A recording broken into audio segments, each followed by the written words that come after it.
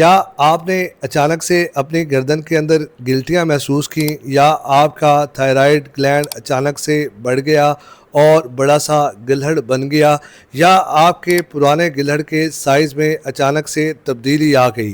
کیا ان تمام باتوں کو لے کر آپ کو پریشان ہونا چاہیے؟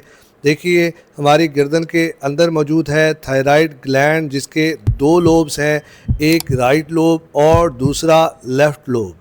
ہوتا یہ ہے کہ تھائرائیڈ کے دو طرح کے پرابلمز آ سکتے ہیں۔ ایک پرابلم ہے اس کی ساخت کا، یعنی کہ اس کی شکل کا، اس کی فارم کا۔ وہ نڈیولز کی صورت میں، یعنی کہ چھوٹے چھوٹے رسولیاں بھی ہو سکتی ہیں، یا پورا گلینڈ خود کا انکریز ہو سکتا ہے جو کہ گلہڑ بن جاتا ہے۔ اسی طریقے سے اس کے فنکشن کے پرابلم ہے، مطلب اس کا فنکشن ہے T4 یعنی کہ تھائرائیڈ ہارمون کو پیدا کرنا، جو کہ آپ کے باڈی کا میٹابولزم کنٹرول کرتا ہے، میٹابولک ریٹ کنٹرول کرتا ہے۔ تو اگر آپ کو تھائرائیڈ کی کمی ہو جائے گی تو آپ کا وزن بڑھ جائے گا، آپ کو تھکاوٹ ہوگی۔ اسی طریقے سے اگر آپ کو تھائرائیڈ کی زیادتی ہو جائے گی تو آپ کے دل کی دھڑکن بڑھ جائے گی، آپ کا وزن تیزی سے کم ہو جائے گا۔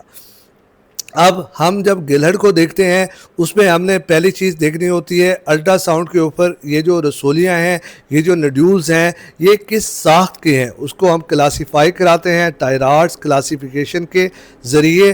اور اگر وہ ٹائرارڈز 2 سے کم ہو تو یہ بینائن ہے، مطلب یہ کینسر والی نہیں ہے۔ اگر 2 سے زیادہ ہو یا سائز 2 سینٹی میٹر سے زیادہ ہو تو ہم سوئی کے ذریعے ٹیسٹ کراتے ہیں، اور یہ سوئی کا ٹیسٹ بتاتا ہے کہ کیا ان کے اندر کینسر موجود ہے یا کینسر موجود نہیں ہے۔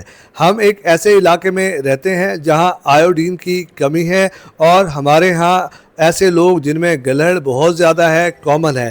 سو اگر آپ کا الٹرا ساؤنڈ نارمل ہے اور آپ کا سوئی کے ذریعے FNSC بھی نارمل ہے، اور آپ کا اگر کاسمیٹک کنسرن نہیں ہے اور گلہڑ آپ کے سانس میں یا نگلنے میں دشواری پیدا نہیں کر رہا، تو آپ کو اس کو نکلوانے کی بالکل ضرورت نہیں ہے، کیونکہ آپ نے ٹیسٹ کر کے دیکھ لیا کہ اس کے اندر کینسر کی جو وہ پرسنٹیج ہے وہ بہت کم ہے۔